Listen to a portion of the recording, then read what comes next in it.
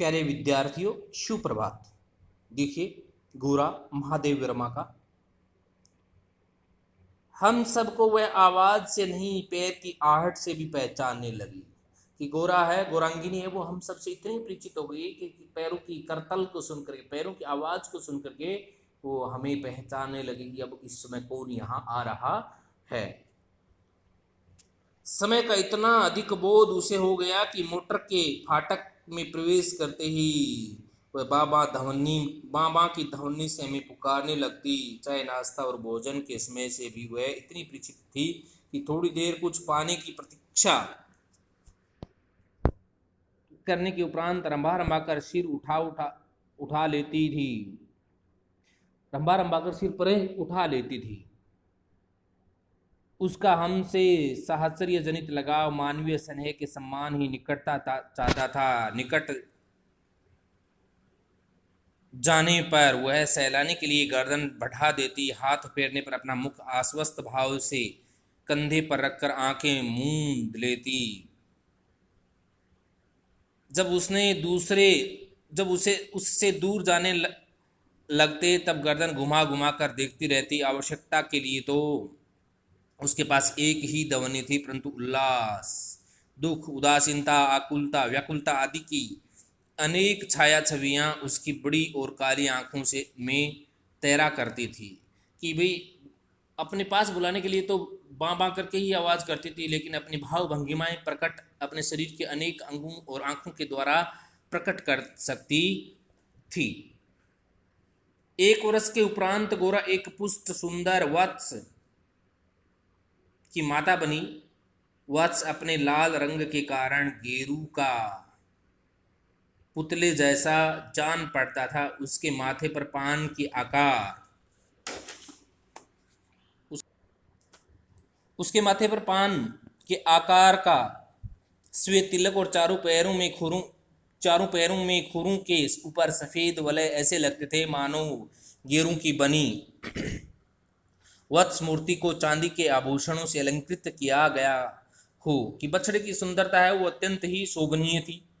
बछड़े का नाम रखा गया लालमणि, परंतु उसे सब लालू के संबोधन से पुकारने लगे। माता व पुत्र दोनों निकट रहने पर हिम राशि, बर्फ के ढेर तथा जलते अंगारों का स्मरण कराते थे। कि एक तो अग्नि के समान तेज था और एक बर्फ के समान शांति का प्रतीक थी। तो दोनों विपरीत गुणों के होते हुए भी एक साथ में संयोग बताया जा रहा है। अब हमारे घर में मानो दुग्ध महोत्सव आरंभ हुआ कि गाय के दूध निकलना शुरू हो जाता है, गाय दूध देना शुरू कर देती है और दूध का महोत्सव शुरू हो जाता है। सब जानवर हैं वो दूध के इंतजार में रहते हैं। गोरा प्रातः साय 12 सेर के लगभग दूध देती थी, अतः लालमणि के लिए कई सेर छोड़ देने के पर भी इतना अधिक शेष रहता था कि आसपास के बाल गोपाल से लेकर कुत्ते बिल्ली तक सब पर मानो दूध नहाओ का आशीर्वाद फलित होने लगा कि सबको पीने के लिए दूध मिलने लगा। उसके बछड़े के लिए छोड़ने के बाद भी इतना दूध था कि सब आराम से पी सकते थे। कुत्ते बिल्लियों ने तो एक अद्भुत दर से उपस्थित कर दिया। दुग्ध दोहन के समय वे सब गोरा के सामने एक पंक्ति में बैठ जाते और महादेव उनके आगे उनके खाने के लिए निश्चित बर्तन रख देता। किसी विशेष आयोजन पर आमंत्रित अतिथियों के सामने सम्मान वे परम शिष्टता का परिचय देते हुए प्रतीक्षा करते रहते। फिर नाप नाप कर सबके पात्रों में दूध डाल दिया जाता, जिसे पीने के उपरांत वे एक बार फिर अपने अपने स्वर में कृतज्ञता ज्ञापन सा करते हुए गोरा के चारों ओर उछलने कूदने लगते। कि गोरा का दूध पी करके वो गोरा के प्रति अपने कृतज्ञता का भाव व्यक्त करके उसके साथ खेलने लग जाते। जब तक वे सब चले न जाते गोरा प्रसन्न दृष्टि से उन्हें देखती रहती। जिस दिन उनके आने में विलंब हो जाता वह रंभा रमा कर मानो उन्हें पुकारने लगती। सब जानवरों को दूध का जैसे ही समय होता तो वो बुलाने का भाव प्रकट करती हुई आवाज करने लग जाती। अब तो दुग्ध दोहन की समस्या कोई समाधान चाहती थी कि दूध निकालने वाला कोई हो। नौकरों में नागरिक तो दूहना जानते ही नहीं थे, पर जो गांव से आए थे वे अन्य अभ्यास के कारण यह कार्य इतना भूल चुके थे कि घंटों लगा देते थे। गोरा के दूध देने से के पूर्व जो ग्वाला हमारे यहाँ दूध देता था, जब उसने इस कार्य के लिए अपनी नियुक्ति के विषय में आग्रह किया तब हमने अपनी समस्या का समाधान पा लिया कि जो दूध यहाँ देने के लिए आता था गोरा से पहले उस दूध देने वाले ने ही कहा कि मैं गोरा का दूध निकाल दूंगा, तो लेखिका की समस्या है वो क्या हो जाती है, दूर हो जाती है। 2-3 मास के उपरांत गोरा ने दाना चारा खाना बहुत कम कर दिया और वह उत्तरोत्तर दुर्बल और शिथिल रहने लगी। चिंतित होकर मैंने पशु चिकित्सकों को बुलाकर दिखाया। वे कई दिनों तक अनेक प्रकार के निरीक्षण, एक्सरे आदि द्वारा रोग निदान खोजते रहे। अंत में उन्होंने निर्णय दिया कि गाय को सुई खिला दी गई है जो उसके रक्त संचार के साथ हृदय तक पहुंच गई है। अब सुई गाय के हृदय के पार हो जाएगी, तब रक्त संचार रुकने से उनकी मृत्यु निश्चित है। मुझे कष्ट और आश्चर्य दोनों की अनुभूति हुई कि महादेव वर्मा कहती है मेरे को कष्ट भी और आश्चर्य भी हुआ कि गोरा को सुई किसने खिलाई है। सुई खिलाने का क्या तात्पर्य हो सकता है कि किसने किस उद्देश्य से इसको सुई खिलाई है, क्यों खिलाई है। दाना चारा तो हम स्वयं देखभाल कर देते हैं, परंतु संभव है उसी में सुई चली गई होगी। पर डॉक्टर के उत्तर से ज्ञात हुआ कि दाने चारे के साथ सुई गाय के मुख में छिद कर रह जाती। गुड़ की बड़ी डली के भीतर रखी सुई ही गले के नीचे उतर जाती है और अंततः रक्त संचार मिलकर हृदय में पहुंच सकती है। कि दाना चारा में जो सुई खिलाई जाती है वो गले में ही रुक जाएगी, आगे नहीं जा पाती है, लेकिन गुड़ के अंदर जो सुई खिलाई जाती है वो ही गुड़ के साथ अंदर प्रवेश कर सकती है। अंत में एक ऐसा निर्मम सत्य उद्घाटित हुआ कि ऐसा एक झकझोर देने वाला एक सत्य उद्घाटित हुआ, सत्य के बारे में जानकारी मिली क्या, जिसकी कल्पना के भी मेरे लिए असंभव थी, भी संभव नहीं थी। ऐसा मैं सोच भी नहीं सकते थे कि कोई अपने स्वार्थ के लिए ऐसा घिनौना कार्य भी कर सकता है। प्राय कुछ गवाले जहां उनसे अधिक दूध लिया जाता, गाय का आना सह नहीं पाते, अवसर मिलते ही वे गुड़ में लपेटकर सुई उसे खिलाकर उसकी ऐसे मृत्यु निश्चित कर देते और गाय के मर जाने पर उन घरों में वे पुनः दूध देने लगते। सुई की बात ज्ञात होते ही ग्वाला एक प्रकार से अंतर ध्यान हो गया कि ग्वाला है वो अपने मन ही मन चिंतित हो गया।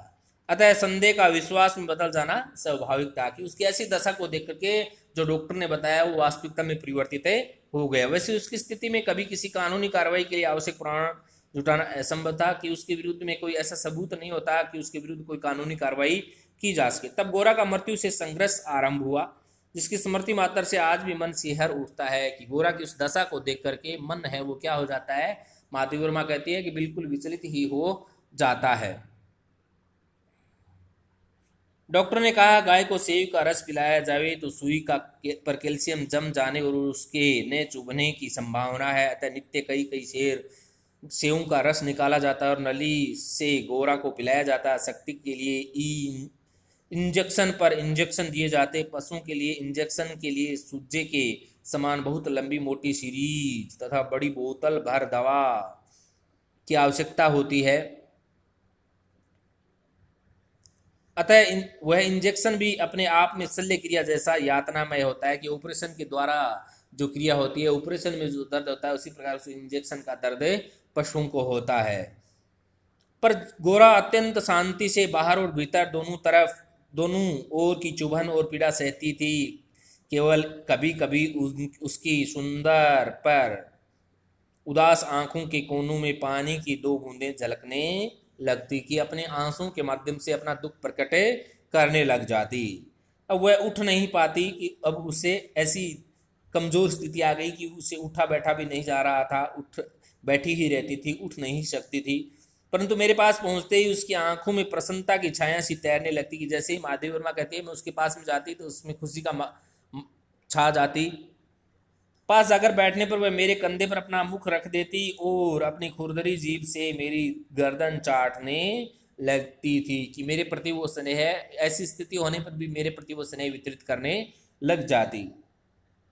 लालमणि बेचारे को तो माँ की बीमारी का और आसन्न मृत्यु, निकट मृत्यु का बोध ही नहीं था कि छोटा बछड़ा था वो तो दूध पी लेता और खेलता रहता था, उसको ये मालूम नहीं था कि तुम्हारी माता है वो अब उसकी मृत्यु है वो क्या है, निकट है। वो तो दूध पीने के बाद में आसानी से खेलता रहता था, अबूद की तरह, उसको ज्ञान ही नहीं था।